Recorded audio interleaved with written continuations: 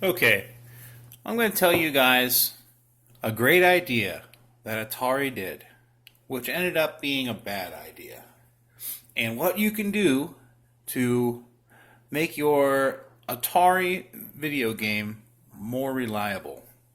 Now, what we're going to talk about is the Atari AR-2 power supply, or the AR, either way. But what Atari did is they had a power supply, right? And your 5 volts would come out of that power supply and go into the edge connector on your Atari board, right? And that would supply power. Of course, you have a ground, so you have 5 volt plus 5, and you had a ground going somewhere else. And there's one more thing that Atari did, is they had a return line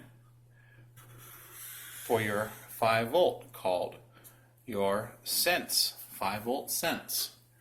And what that did is Atari, the power supply would feed into your board, and then the power supply would sense the power at the board to make sure it had 5 volts, an exact 5 volts. See, there's a comparator that's built into an Atari power supply, and if it sensed the voltage might be 4 volts, it would adjust accordingly to bring it up to 5 volts. Now, that's a great idea. It's ingenious.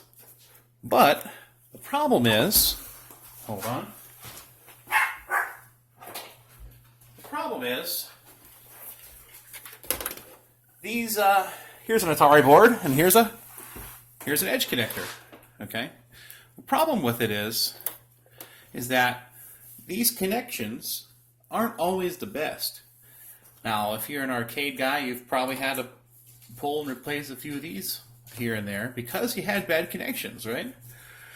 Well, if your connection on the return line right here failed or was weak, your power supply would compensate for that. Now, it might shoot 6 volts to your board just to get a reading of 5 volts back on the sense wire because you had a bad connection. Now, that's bad. That can actually blow your board. So, this is what I do. It's called the AR-2 or AR Sense mod. And what I'm going to do is, the part I'm after is, see if I can zoom in on this sucker. The part I'm after is right here. This is a plug on the other side that delivers 5 volts to your board. And so what I'm going to do is, now some people solder a wire in, but you know what I do? I just get a big solder blob and just kind of let it flow over. Now, what we're going to do is we're going to put a wire, a solder blob, I'll put a whole buttload of solder on it.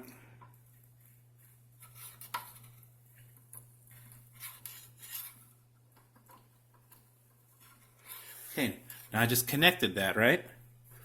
Now I'm going to go over here.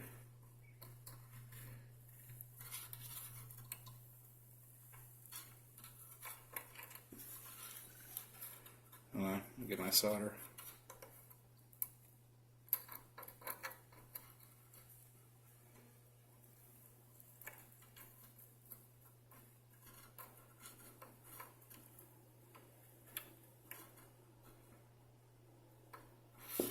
Okay, so I soldered a jumper from here to here and here to here.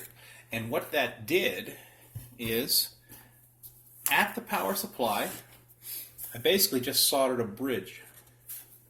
Okay, so the sense line no longer works. Now, what that does is it allows you to get, so on your Atari board there's going to be terminals all across it. And some of the terminals might be labeled ground or +5.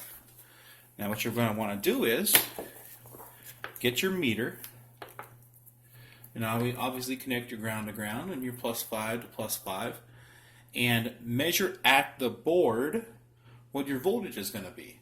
You want anywhere from like 4.9 to 5.2. I like to keep it about a hair under, like 4.98 or something. I like to keep it a hair under 5, depending on your board, of course. Now, you adjust that, and on your AR-2 power supply, there's going to be a potentiometer or a screw, and you're going to want to adjust that until the readings on your board say 5 volts. Okay. Now, what else could I say? Okay. On your AR-2, there is resistors. I believe it's this guy. I could be wrong. It's somewhere. There's resistors. Have you ever seen an AR-2 that had smoked up resistors? Odds are that is because of the sense mod acting up. Now, if you have, okay, let's say you have a bad connection on your board.